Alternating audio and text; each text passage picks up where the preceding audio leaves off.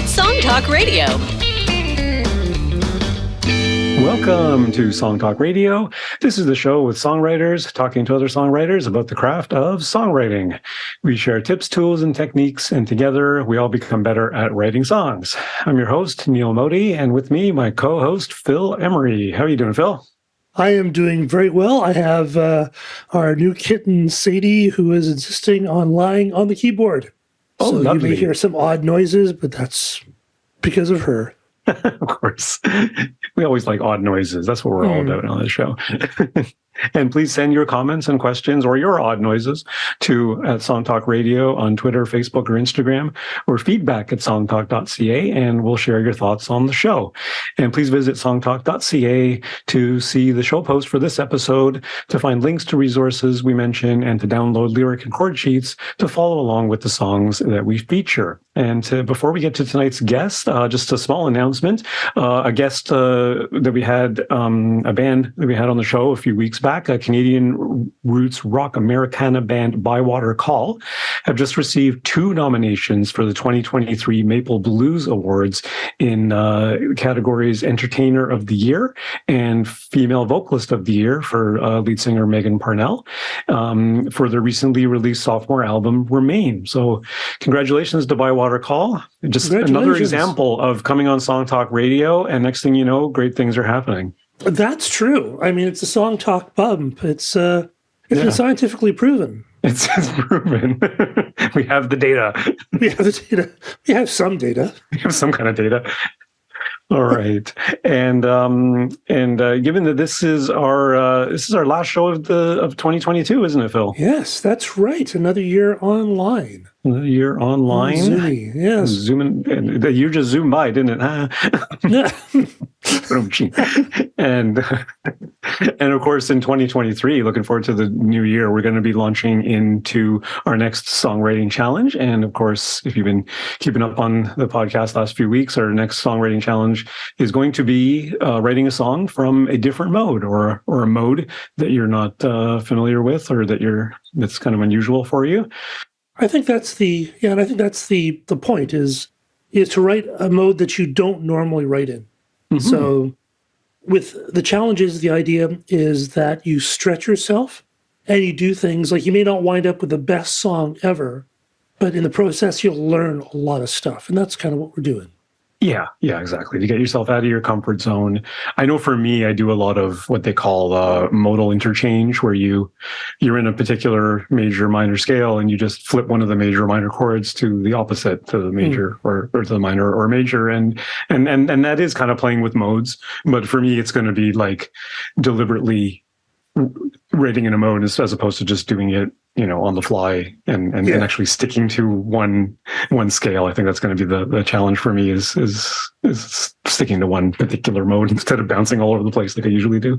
I'm looking forward to actually getting to the point where I can actually work with modes and sort of understand what I'm doing, as opposed to just writing some music that I like, but actually understanding modes, because I understand them in concept, but I've never understood them in practice, even though I'm sure I've used them. I just, Yeah, and that's what we've been saying on the podcast last few weeks, is that for sure all of us have done it by accident, but here's a chance where we can do it on purpose and see what comes out.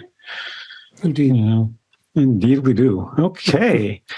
And tonight we are happy to welcome Canadian artist Amanda Sum, and here's a taste of her new song, Undecided Minds.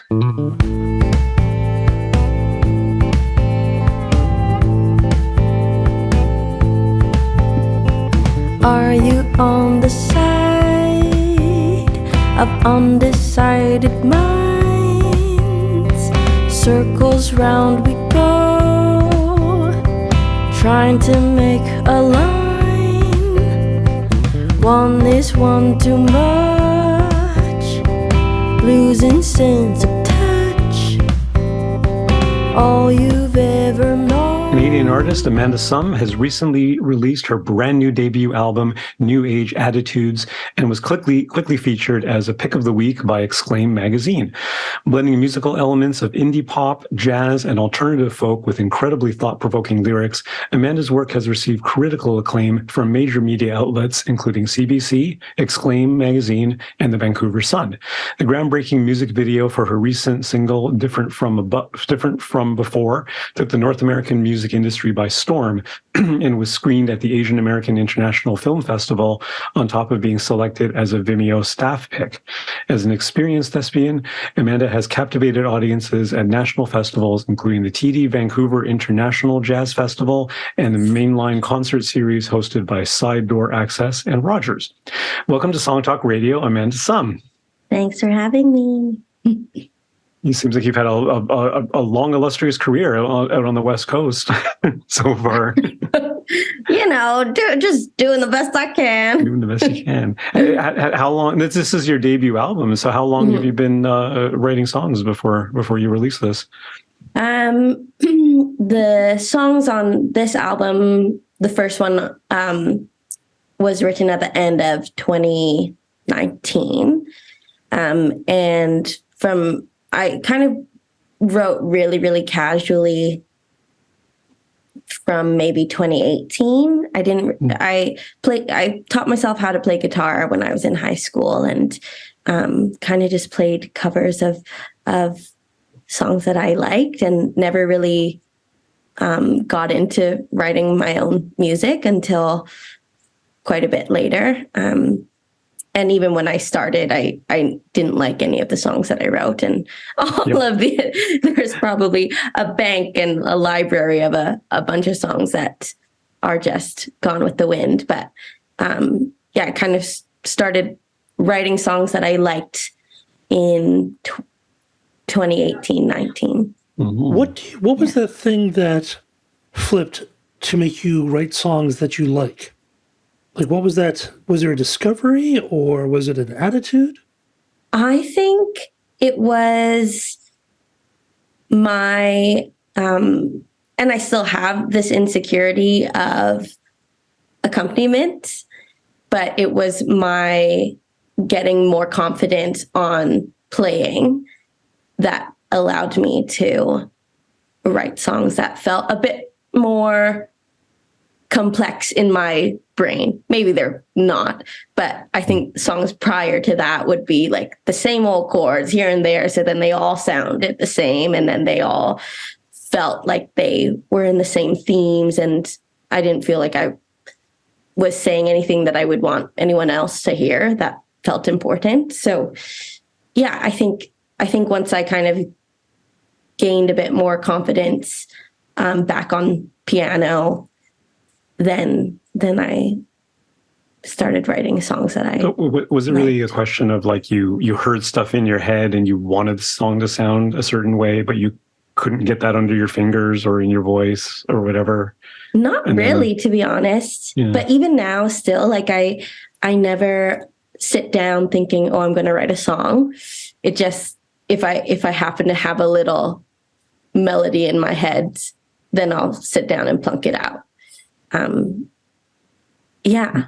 Do you take the time to record little snippets in your phone or something like that? Or do you sort of float around with it until you get to a piano? I'll usually, if I'm out and about, because that's sometimes when it'll happen if I'm on a walk. So I'll record a little voice note of just a tiny little melody line or something. Usually it's a melody line that has a lyric attached to it. And then I'll finish it at home. But, it can go either way too, because sometimes it'll stem from a piano arrangement or a guitar chord structure, and then I'll write on top of that. But I never start like straight from writing lyrics first. Never from lyrics first. Mm-mm. Okay. Yeah. Interesting. Yeah. And you write on guitar and piano. Yeah. Yeah. Gives you a lot of flexibility with those two instruments. Because they're different enough. What they do naturally is very different.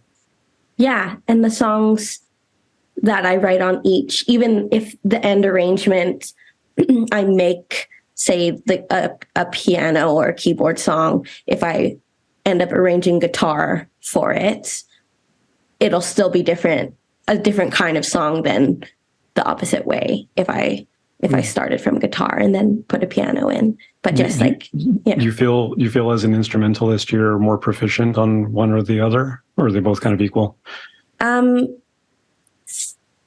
Probably a bit more proficient on piano. Had just more training on that. Guitar was just self-taught, and I call myself a guitar player, not a guitarist, because it functions how I need it, but I don't think I'm like a really great guitarist. Most guitar players are self-taught. I mean, there's some who are very trained, but I'd say probably, I would estimate at least like over half of the guitarists are probably primarily self-taught. So, I mean, don't beat yourself up too much. You're in good company. Yes, this is true. Yeah, and especially if you're making records, you just, hire a good session guitarist, and they can even make the simplest song sound really tasty with particular riffs and licks and stuff like that. It doesn't have to be, it doesn't have to start musically complex if that's what you're after. Of course, everyone says that, well, I guess it's true that Stephen Sondheim could only play the black keys. Oh, he wrote all that music with the black keys. So, if Stephen Sondheim can do it, I think we can all do it. Yes. Great motto. yeah, absolutely. Okay. So this album of yours, how many tracks on the album? 13. 13 tracks. Okay. And you started writing those in 2019. So it's a couple years worth of songs, eh? Yeah. So it kind of the very tail end of 2019, and then a lot of the rest all throughout the pandemic, 2020. Why was it important to you to release an album in a world now where everything is pretty much a single? Yeah, that's a good question. I think I had done my first few singles recording in 2020, and those were from tinier little grants that just supported 3 singles. And at that time, I was starting to write these other songs. And as I wrote these other songs, I knew that thematically, they all kind of live under a certain umbrella that in my head, it like was a natural thing to write an album. And yeah, I think my background, like in school, I went to for theater performance, and I work in between music and theater now, but that kind of training of making work that like has an arc that you can tell a story by just switching out the order or the track order, really intrigues me and really excites me. Yeah. So I think that's why I wanted to make an album, because I also like really prioritize slowness and not like just churning out material just for the sake of churning out material.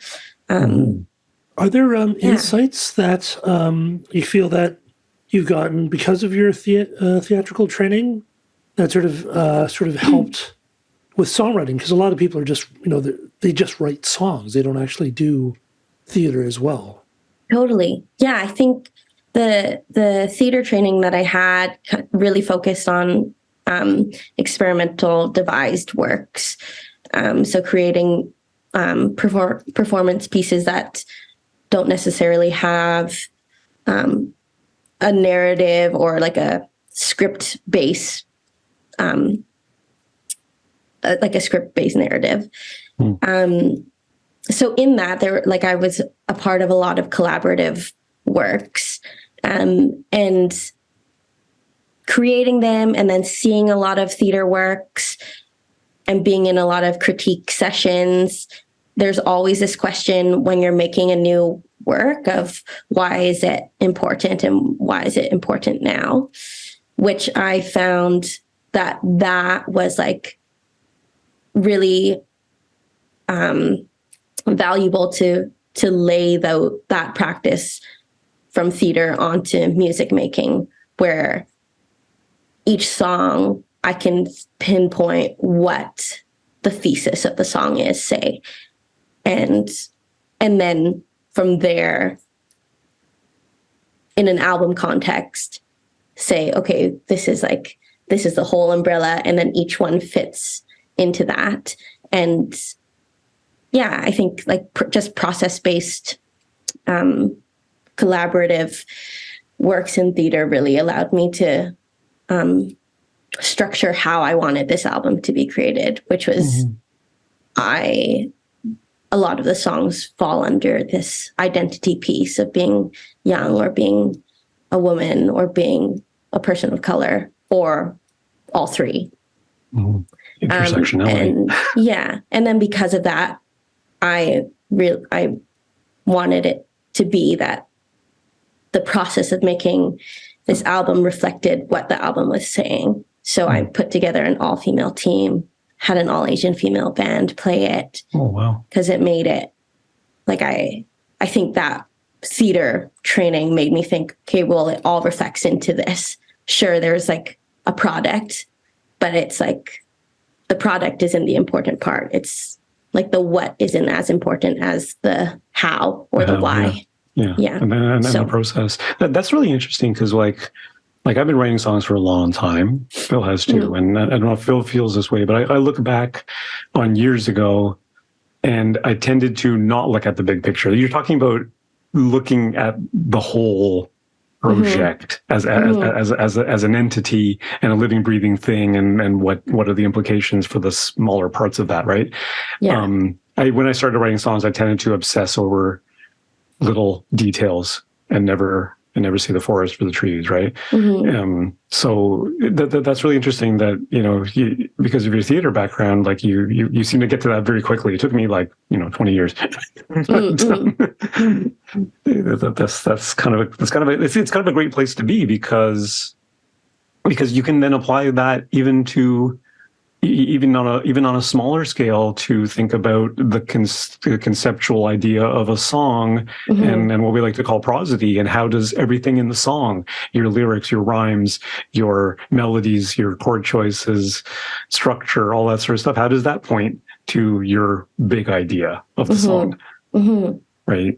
Did the songs come first, or did the idea come first? I mean, did you have this idea of this concept or this work that you wanted to get out, and then you wrote the songs to support that? Or did you write the songs and then looked at them and went, hey, this all kind of goes together?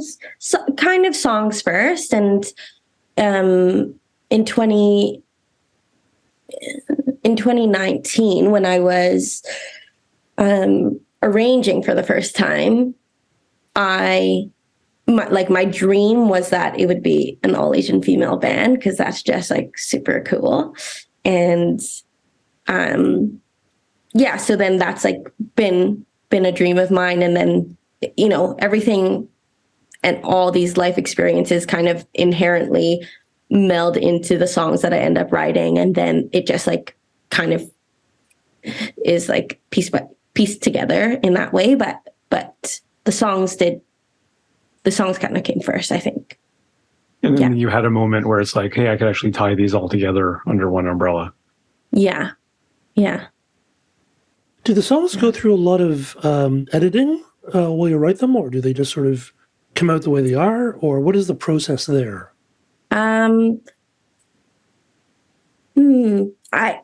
All the songs, I mean, it's hard to say because it varies from song to song, but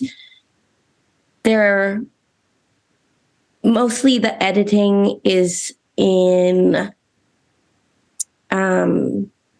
arrangements rather than the song itself, of lyrics or tweaking chords or anything. So the songs you wrote very quickly, like the actual, just you and a guitar, you and piano singing, and the lyrics. I think so. You're like in an afternoon, you're done. Kinda. If once I get going on an idea, sometimes I get stuck on. Actually, you know what? Usually, if I have like a hook, it's usually the chorus, and then I'll write a first verse into a chorus. I might be lying as I speak this. I'm not sure. This has happened before. And then sometimes I'll have the idea for the second verse right away.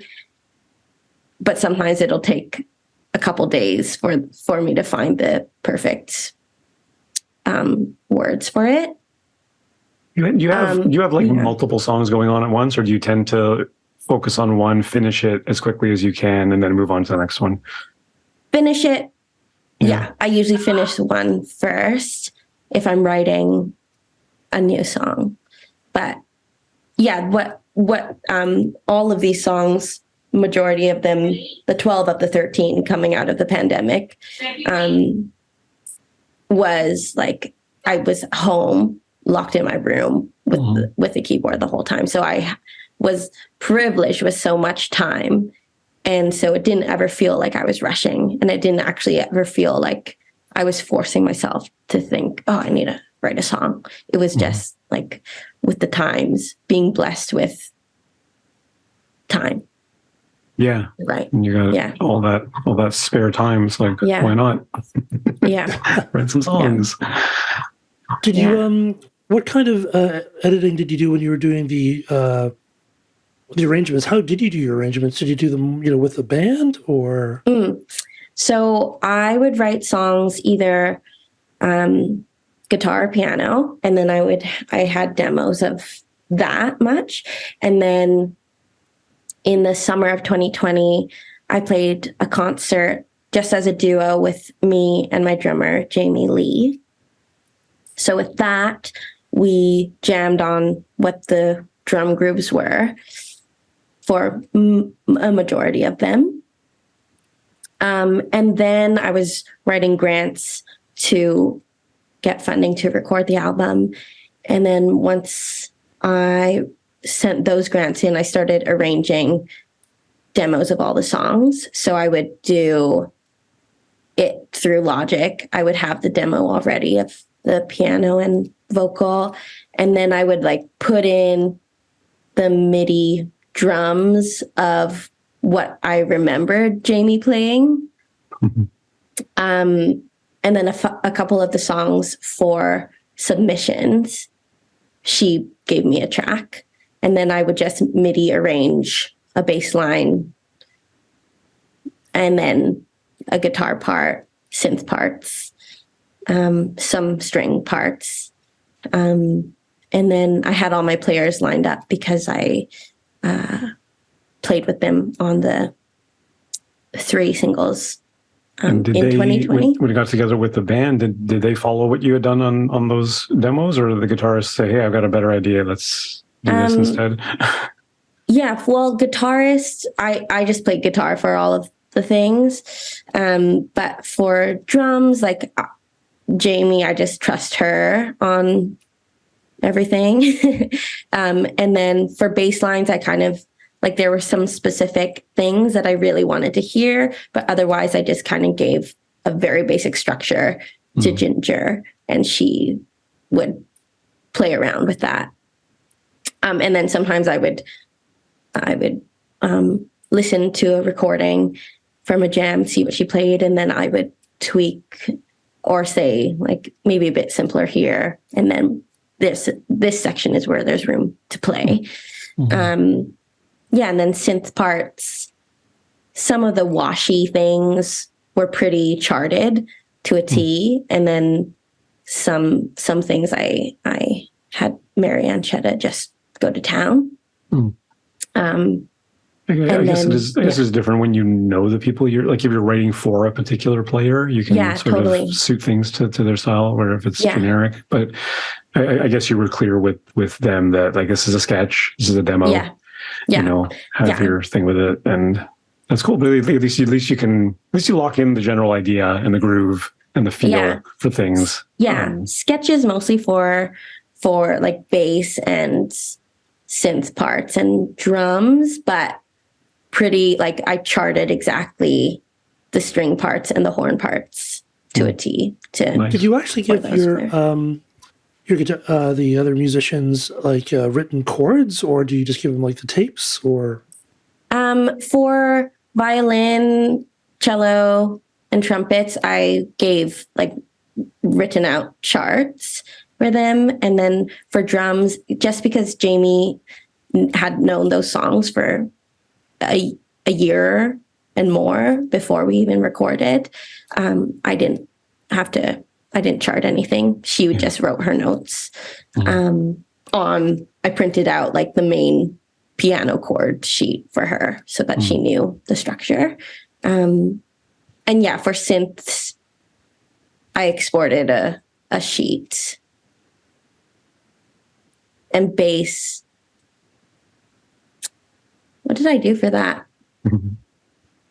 For bass, I think I just gave her a bounce of a bass line plus the piano chart. Right. Yeah. Excellent. How long did the actual process of recording the whole album take? There's lots of listeners who would like to do an album, but it seems so daunting because it's so much. How long did this thing actually take? Well, from the start of the first song that I wrote in my bedroom in December or November 2019 to we just released it September 9th, 2022. But 2020 was all writing songs. 2021, kind of January to April, arranging and charting, rehearsing band. And then we recorded over 10 days in May 2021. And I skipped over like the months of grant writing because I wouldn't be able to do it without funding. Like there's just no way. When you recorded, you record like the live band off the floor, or was it track by track? Yeah, we did keys or guitar, drums, and bass all together. And then I did vocals separately, and then we did strings separately. And Excellent. Yeah, and then mixing happened from the summer till the fall of 2021. Mastering was done by January 2022. And then a few singles out, and then the full thing in the fall. So were you intending to write, you were intending to do an album right from the beginning? Or like at what point did you think, okay, I'm going to do an album versus I'm just going to record some songs? Yeah, from those songs, I knew it was going to be an album. Like as soon as you were done writing, right? Pretty much. Yeah, kind of as I was writing. As you were writing, even, Yeah. Okay. Let's talk about Undecided Minds a little bit. Sure, yeah. Where did this song come from? You say you never start with lyrics, so what did you start with for this song? That was the little guitar riff, the digga-digga-doo-doo-doo. That's where it started from. Yeah, and then as soon as I had that groove, then melody came. And I think the first lyric is the first lyric I wrote. Like it wasn't a chorus first kind of deal on that. And yeah, I think a year before I had written down on my notes something about crooked backdrops, and I liked that. And then that kind of naturally happened as the chorus, and it fed into that. This song about Instagram? It's like a little bit sassy about my Gen Z peers. Okay. So, in a broader sense. Okay. Yeah. All right. Yeah. Okay. So why don't we take a listen to Undecided Minds, and then we'll Sure. talk about it some more. Cool.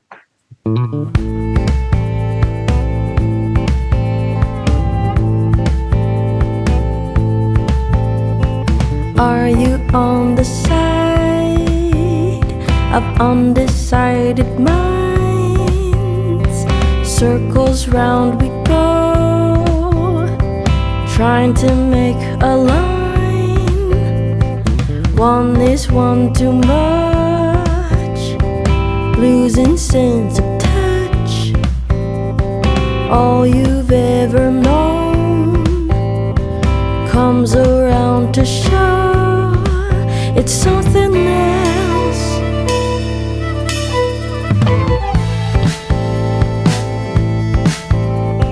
Crooked backdrop, shiny Dr. Martin high tops, circles straighten to the endless denim. Daughters flirting with the leather lads in glasses, choosing pictures over words.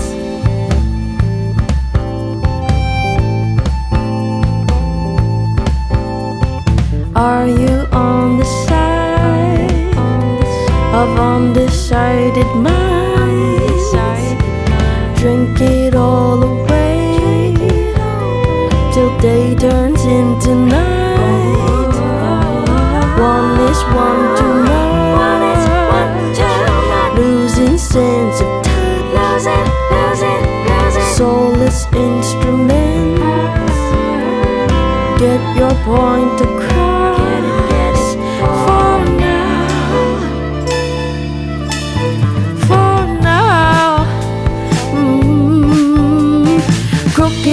Backdrop, shiny Dr. Martin high tops, circles straighten to the endless denim. Daughters flirting with the leather lads in glasses, choosing pictures over words. Pictures over words.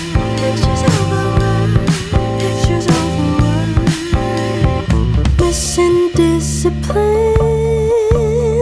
spinning out of time. Instead of listening, we're making alibis.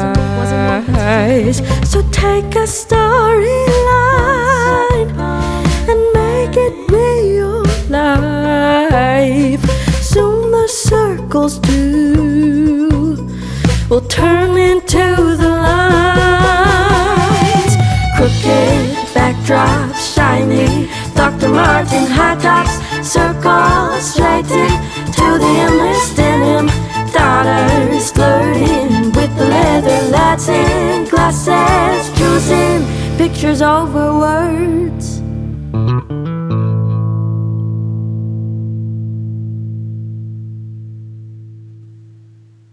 Very cool. Thanks. There are a lot of things I like about this song. The first thing I love is the chorus, the crooked backdrop, shiny Dr. Martin high tops. The way that the way that the melody doesn't quite match up with the lyrical phrasing, like it overlaps in a really interesting way. It's very, very cool, and it's one of those things where it's like, had you written lyric first, at least I find this with myself. If I write lyric first, they tend to be very straightforward, that the melody follows the lyric. And here it's like you wrote this really catchy melody and then threw the words into it, and they didn't quite, phrases didn't end where musical phrases end. Which is I love really, doing that. Which is a great thing. And it's just fantastic. Phil, what are your first impressions? Yeah, it's neat because it's not written like a, I don't want to say common pop song, but because that does sound a bit dismissive, but more of a category than being dismissive. But there's like common pop songs often have very much of the same kind of melodic structure and words, the way the words hit. This is very much not like that, which is kind of nice. And just the way the words kind of work. I mean, you still have your rhymes. I mean, the rhymes are rarely super hard. You know, you have time and alibis, and life and the storyline. Like it's kind of rhymey, but not. It's a very soft rhymes, which still does the job of a rhyme, but it's not. I found the rhyming very strong. Well, I thought it's not obvious. I guess the word is it's not obvious. Yeah, maybe not. Well, I don't know if it's obvious or not, but I found it it's not like Sting. It does the job of tying the lines together. Oh, yeah. Really, No, I'm not saying that, but I'm just saying, like, you have the Sting kind of obvious lines, like every breath you take, right. Every leaf you rake, those kinds of hard, these are sort of more softer rhymes. Yeah, yeah. In terms, they're not hard, exact rhymes, which I really liked. And it's interesting because it's also all imagery as opposed to narrative, which I've always wondered, people who do theater, because theater is for the most part about narrative, that it's interesting. Not the way Amanda was describing theater. Well, that's true. Traditional theater. Sure, yeah. Whereas, this is all sort of images, but it still has sort of a narrative, but it's not an obvious sort of like, oh, she went over here, and then he said that, and she did this, which I thought was really cool. I'm really intrigued by the shapes, circles and lines, and not only that there are circles and lines, but that you're very much favoring circles. You're very much favoring lines. You want everything to be straight and not spinning around. Somehow I get that impression. Like circles round we go. We're trying to make a line. Circles straighten to the endless. Like you're always straightening the circles. I don't know what it means, but it's a very intriguing image. Thank you. Yeah, I wanted to tie that in, like it comes in the first verse, and then that's kind of like the crux of the bridge leading into the last chorus. So that was a decision that you made, as opposed to, hey, this word sounds cool. It was sort of like a conscious decision to sort of tie those concepts together. Yeah. Because in the bridge we're spinning out of time. We're going in circles, and we'll turn into lines. Soon the circles will turn into lines. It's very deliberate. Whatever it is, and your title's the top of the verses. The title's not in the chorus, which is great. Yes. I love that. I love titling. That's one of my favorite things. Because I mean, to be fair, someone listening, if I just heard this song on Spotify without looking at the title or on the radio or something, I might be tempted to call it Crooked Backdrops. Sure, yeah. Of course. Yeah, or choosing pictures over words. Yeah. If only because choosing pictures over words it's an interesting image and not one that I've come across very often. It's not like, oh, you broke my heart, or we're going to change or something like that. It's like this. It's still a decision that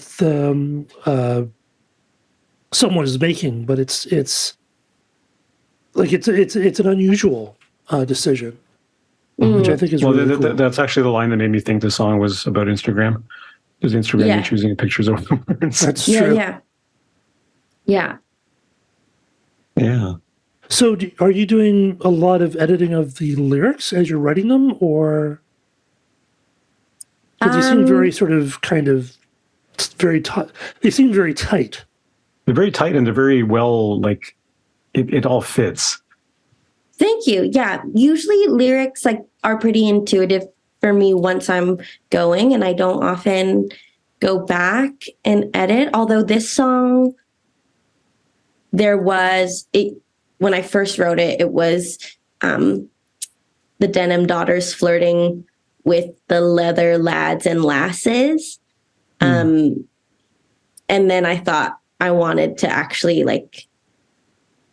more specify one thing. So I changed it to the lads in glasses. I think I like in glasses better. Yeah.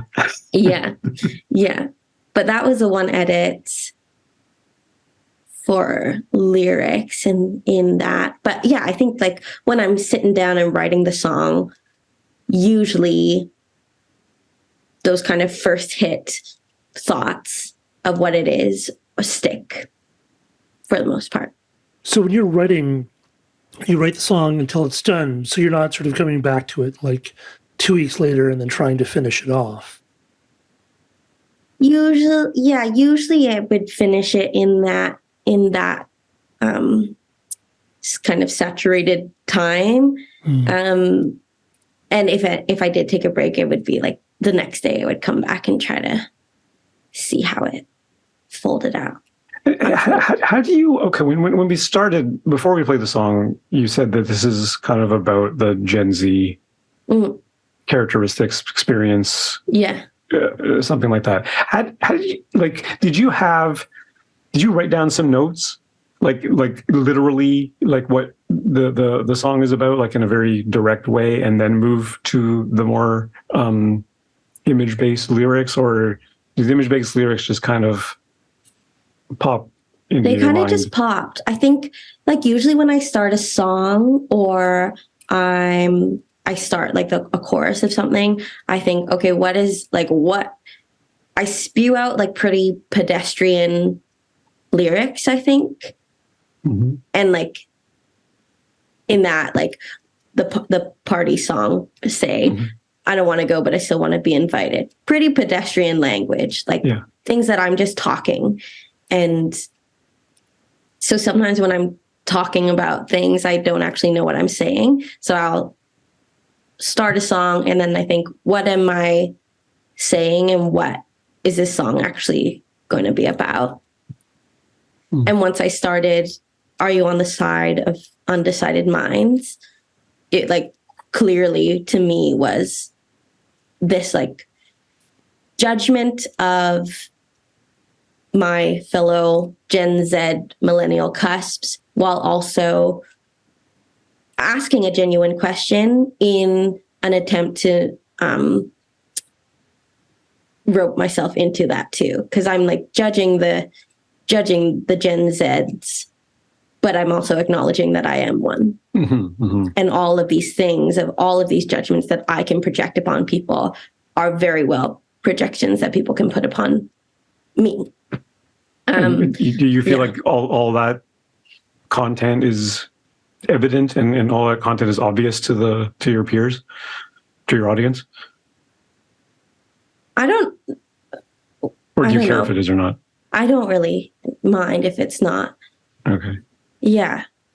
But when I do perform, there are certain songs that I love to talk about and like talk about what they are and what they mean.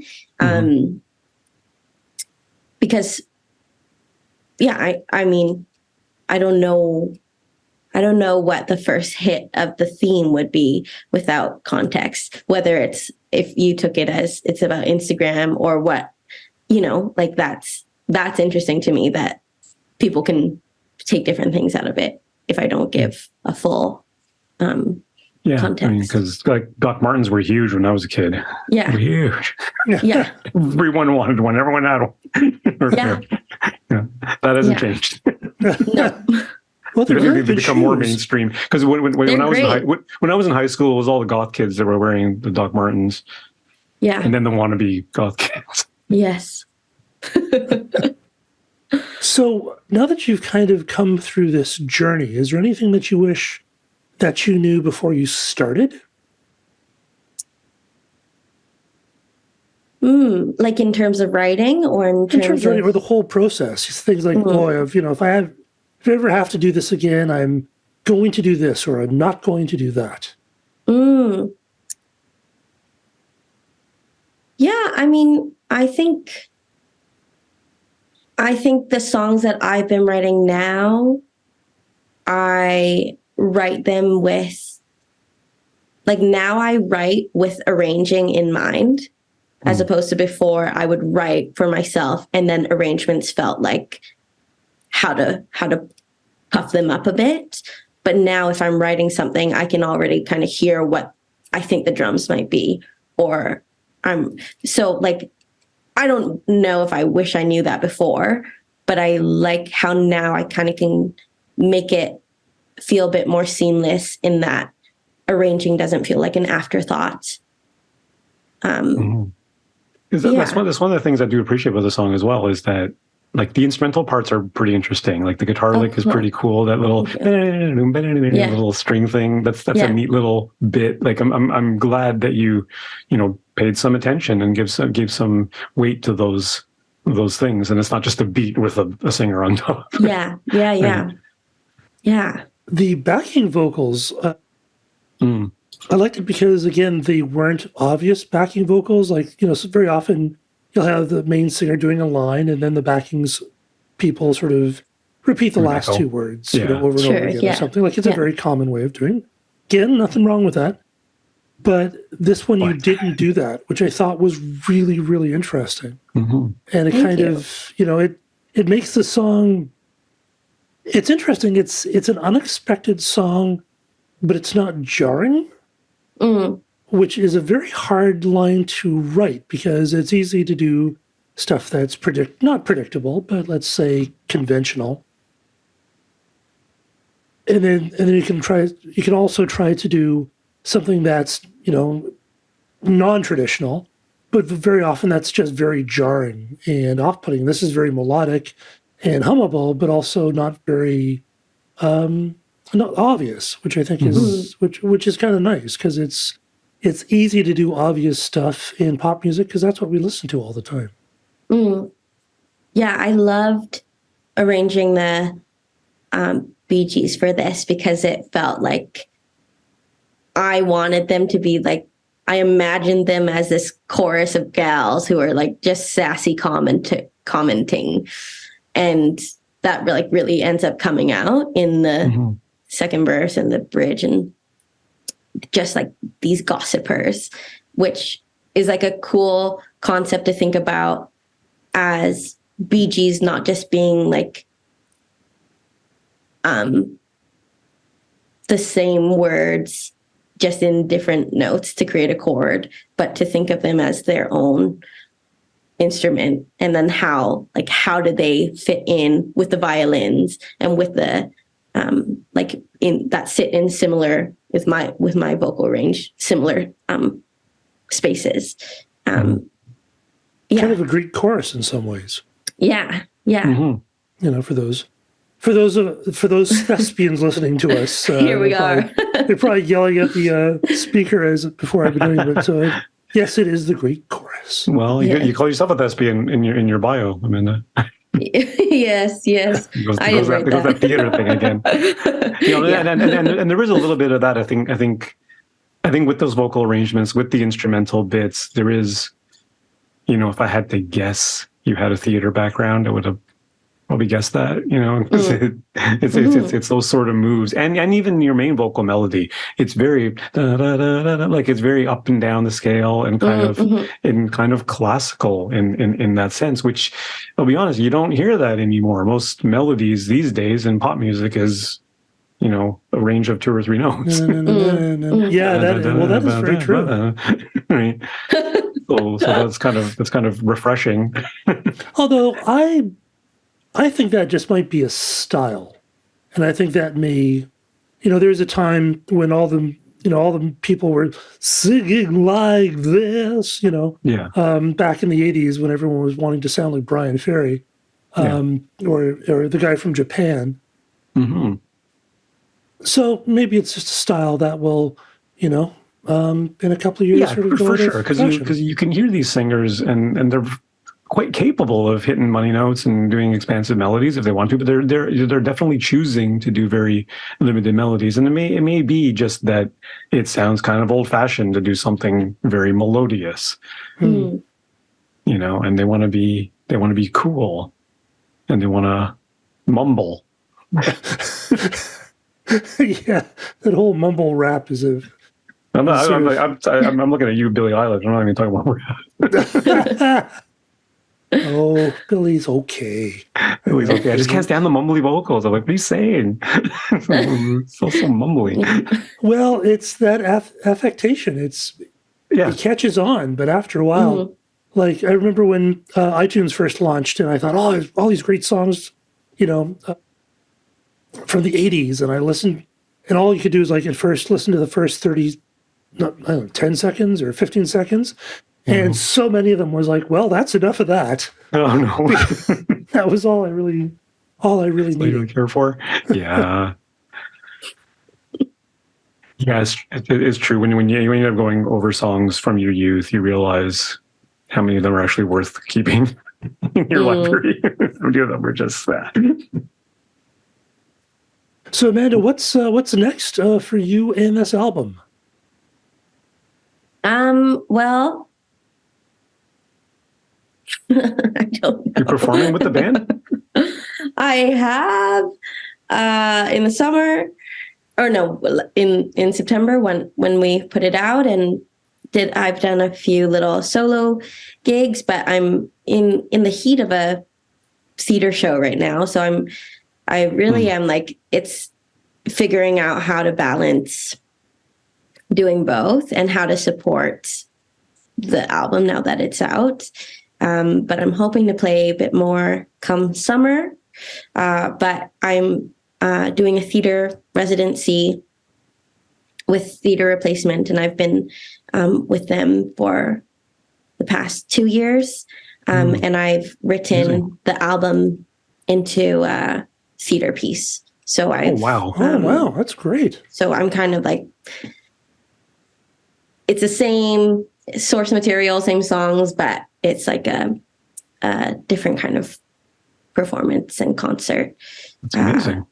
Yeah. So doing that over February, and then again in May.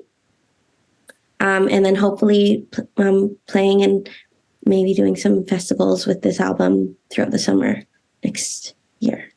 Yeah. Wow. That's super cool. That's very smart. Taking what you do and making more ways to use it, as opposed to just saying, oh, okay, that album's done. Isn't that nice? Yeah. Yeah. I've been working on this show as long as I've been making the album as well. So, okay. Something you always had in mind. Yeah. Yeah. Right on. It's kind of cool. It's a really interesting intersection, because it's like songwriter, theater songwriter, whatever. Composer. Yeah. Yeah, it's cool. I think I get artistically bored.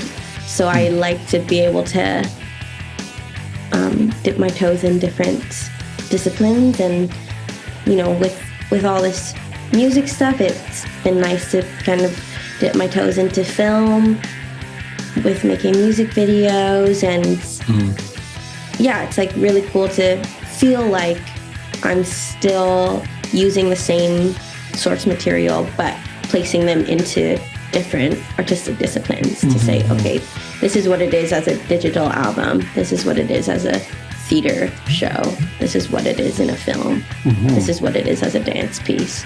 Just to squeeze it out. I saw that video of the bowling alley with the older you. Oh, yeah.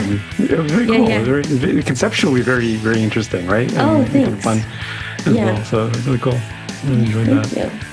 Well, I think I hear the band. I think it's the band arrived. Yeah. Alrighty. Okay, I think that is about all the time we have on Song Talk Radio. Special thanks to Amanda Sun. Thank you. Great to have you on the show. And where can our listeners hear more of your music, Amanda?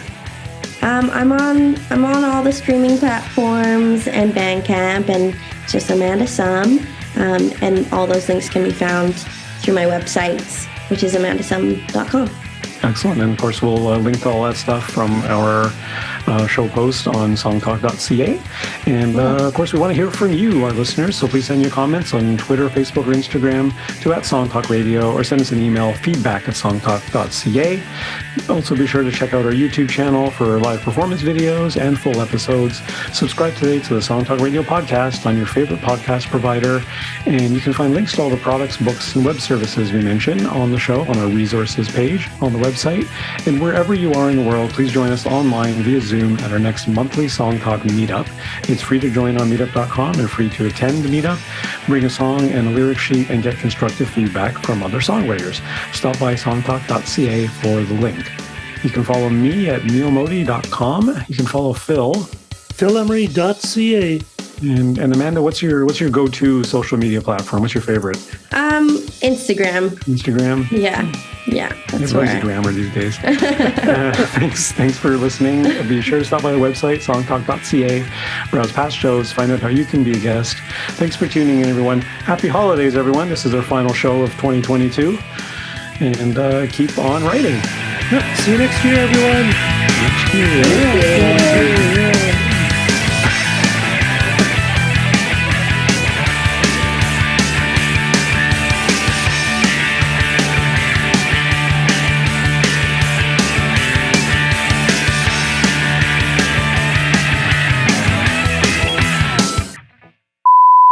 And that's it. Cool. Great stuff. That was awesome, man. Yeah, really interesting. that's fun. Really interesting stuff.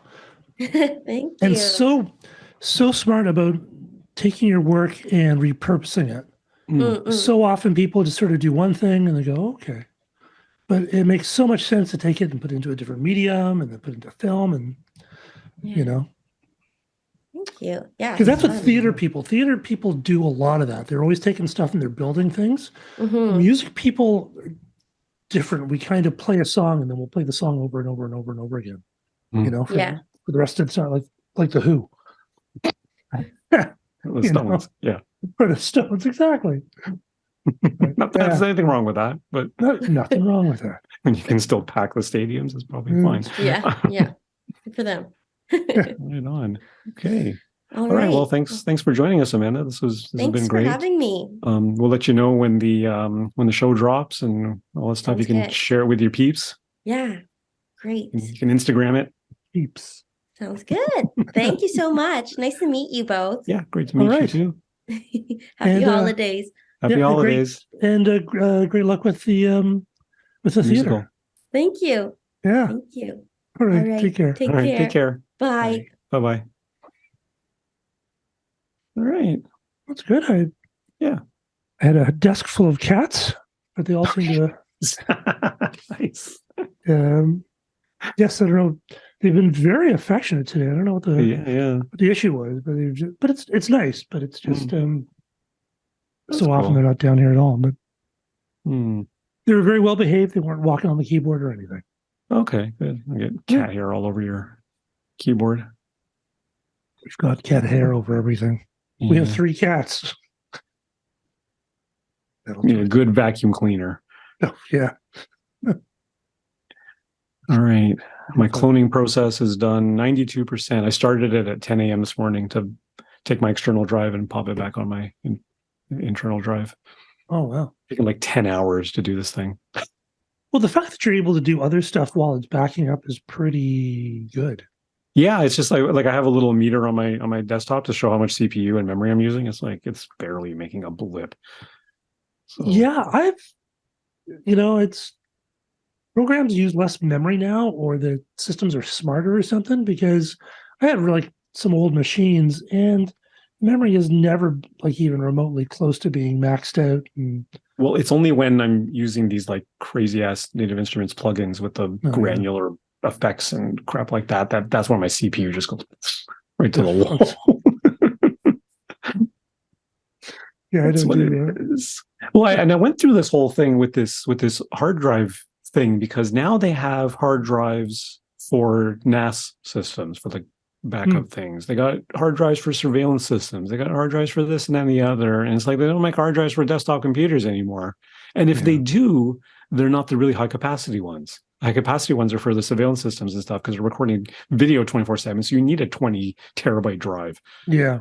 Right. Which is why I ended up, instead of getting just a bigger drive, I thought I'd just get a second smaller drive and just append it to the one I already have and just make it a bigger thing altogether, because you can't get a desktop made for a desktop that's bigger than like 8 gigabytes or 8 terabytes. Well, you can just put them in an enclosure and then, just have multiple disks. Yeah, and then that's what I do. I mean, I have 4 bays inside my inside my tower, which is enough. You know, when this older one goes kaput, it already shows up with a little unallocated sectors. It's got 10 of them. I don't know what that means, but it means but the little diagnostic yeah. program flags it, right? It's like, warning. Like, okay, it still works. What do you want me to do? But when it finally goes kaput, I'll just get another one and then, you know, append that one and serialize Are them. they all SSDs? No, these are hard drives. These are like rotating hard drives. Yeah. 8 terabyte SSD. I'm not paying for that. Good Lord. Yeah. I have an NVMe, like an M2 drive for my system and samples and everything. That's the one I had to sell my 1 terabyte and get a 2 terabyte one when I got Native Instruments Complete Ultimate. Oh, right. Because the sample libraries didn't fit on my 1 terabyte drive. It's nuts. I haven't even played with that stuff yet. I've had it for months. I remember the Mac, one of my Macs, and it came with a 1 gigabyte drive, which was just huge. And then I partitioned it into 4, you know, it's like, well, this will be a scratch disk and this will be an archive disk, and didn't fill it up. But man, it's so easy to fill stuff up now.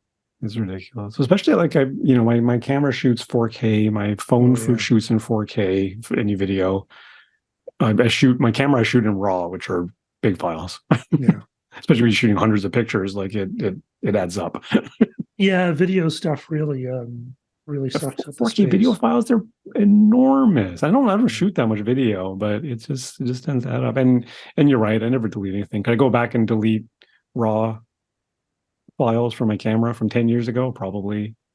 But it'll be that one day when I do want to do some like editing on an old photo. I can't. Yeah, well that's what happened with my old with the outro, because I thought I was trying to clean up so I just thought, and because I'm making lots of stuff, so there's a lot of things called untitled, right? Folders that say untitled. And I looked at it and said, this is nothing, I threw it out. But when I did that, I didn't change the project folder. So it was saving the project file was in this folder, and then the audio was going into the audio folder of another project. Right. That's what did it. And it's so stupid. I don't know why this happens. And I swear this was different, but people are saying it's not. That when you write, if I'm recording guitar in Cubase, you think you would name the file song name, track name, extension. It doesn't. It just says track name. So I have 5 kajillion files called guitar1.wave. Yeah, Cakewalk does the same thing. And so when I did my little Cakewalk video, my little Cakewalk tips video, I was like, name your tracks before you start recording. Well, I do that, but I mean, but you're right. It just names it the track, because then it's just guitar or piano or whatever, right? And it doesn't mean anything if they get cobbled together with other files. Yeah, and of course, because sometimes there's nothing for the first 2 minutes, so it's not like you can listen to them. Yeah, you have to drop into a wave editor and just scan through the visual until you find something that you can listen to. Yeah, it's so stupid. I don't know why. Like, I mean, they're already naming the file something. Why not call it a project? I don't think any DAW does that. I don't understand. I don't know. Yeah, I don't know. I've been using Cakewalk for so long now. Don't know what any other DAWs do. Yeah. That's the other thing. It takes up oodles of space sometimes if you're doing take after take, and especially if you're going to bounce everything down to wave after the fact, and you don't want to throw out those different takes and all. But I don't have as much stuff as you, although I have. But you're doing design work every day. Doesn't that take up oodles of space? It's not. It's gotten with design work. It's kind of gotten up to a point, and then it's kind of leveled off. Because a lot of the really large stuff that we do is vector based. So that's really tiny, and it's not. It doesn't. It kind of has not gotten that much bigger because printing technology, like, it's different, but it doesn't require really higher resolutions, I guess. So. If you're going up for a 600 screen 4-color process, like it used to be, like you needed twice the twice the pixel density to your screen. So initially we did a lot of 133 screen stuff because we had the printing company had an older it was just the technology of the printer, the offset printer. But so we only need 233 pixels per inch on something at 100%. But then you just did 300 because it was fine. But now, like the rips are so smart that they sort of take care of all that stuff. Really? So yeah, no, it's okay. So you don't need. Yeah, because when I sent you those photos, I'm like, it's Phil. He's going to want TIFF, so I exported it as TIFF. Yeah, those are good. Yeah. They worked out but those really were I had some over WeTransfer. It wasn't. They were in small files. They were like 23 megs a piece. Although you can save TIFFs compressed. They do make and they are quite smaller. Like without zipping it, you mean? Yeah. It's a format called TIFF compression. Usually does Affinity do that? It should. It's part of the TIFF spec. Oh, and it's lossless. I thought TIFF was just TIFF, and that's it. Yeah, no, it's not like JPEG, which is lossy. It's lossless. So. Yeah, I would assume it was lossless, but it's just you need the right program to open it, I guess. No, it'll just run in. It'll just open in an OS, and then yeah. Oh yeah. Okay, I'll look at that next time. Yeah, I don't often export as TIFF. Usually, I'm exporting as PNG or JPEG. Yeah. Well, JPEG is even at maximum. I mean, it's pretty compact, but yeah, it's pretty good. You can't really tell the difference. Most things I export as JPEG, but I do keep the RAWs. Yeah. Always do it because the one time that you don't. Yeah, I know that's fun thinking. Is that one of these days. Print that out into a big poster or something like that because someone loved that nature photo I took 10 years ago or whatever. Or maybe I did. Yeah, I want to make a poster of it or something. Yeah, for a new house. Or I've done it before. I've done like canvas prints of my own photographs because I think they were good, right? Yeah. And for that, you need, you need the raw ones. you need the good quality stuff. Okay. All right. So that's a wrap on 2022. Yeah. Quite a year. Yeah. Mm-hmm. I started off in Toronto and wound up in St. John's. Yeah. Oh, February you moved, eh? Yeah. Been almost a year. Well. Yeah, in some ways it seems longer, in other ways it seems shorter. It's kind of weird. Yeah, it's weird not being in Toronto. Is it? It is. Yeah. Weird good or weird bad? Weird, haven't decided yet. It's really helped me appreciate like people who come, from India, and even though they're going, they might be coming here for a better life. I'm sure they never stop missing their home. They're probably here for like 50 years, but they still miss home. Like it might be a great place to live. Mm-hmm.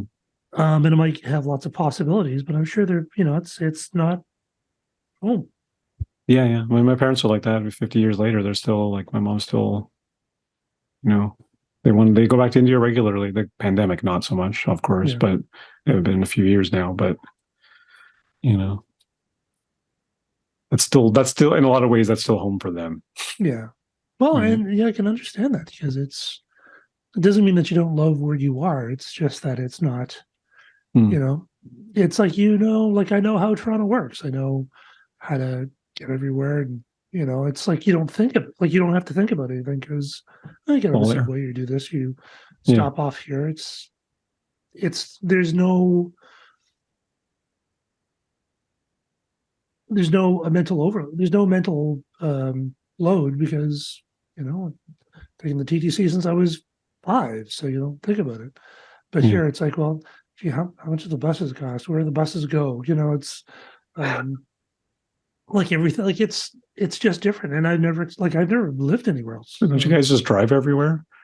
Well, we do, but but it's just it's different. It's like I used to stop off at Long McQuaid on the way home all the time and pick little, pack of guitar strings. Yeah. They don't do that. So, get stuff delivered, and it's different. It's you have a Long McQuaid in St. John's? Yeah. And they deliver, so that's pretty good. They actually have a lot of music. There's a lot of music happening here. It's a very like everybody plays. Yeah. You know, You've been out to like open mics and stuff, or no, not so I've been much? to a couple, and it was kind of fun. I haven't had a chance to do much, but I'm hoping in the new year.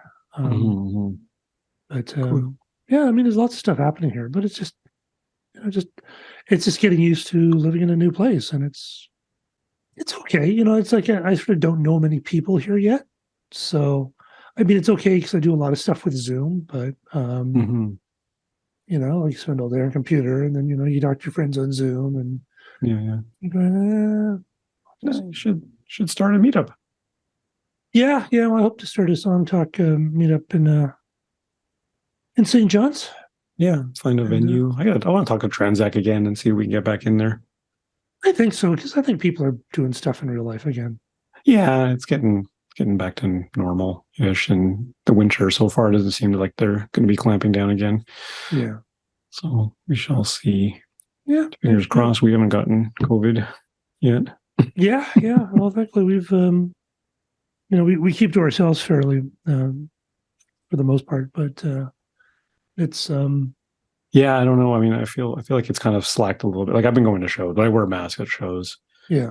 If I go to a show, especially with a lot of people. When I was at the Transac to see Alex Worms, it was pretty open. Like a lot of people, there's a lot of space around everybody. Yes. I still wore a mask. Oh, yeah. Yeah, why not? And I was like the only one. Oh, really? Does not have. Even on TTC, hardly anyone's wearing a mask anymore. Oh, well, I'm always wearing a mask, especially on TTC.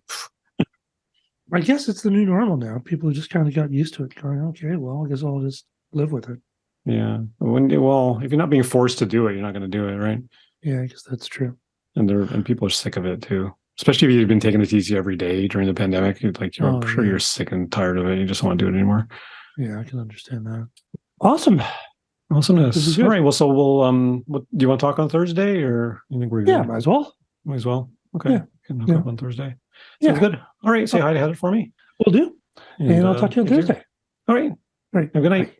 Cheers.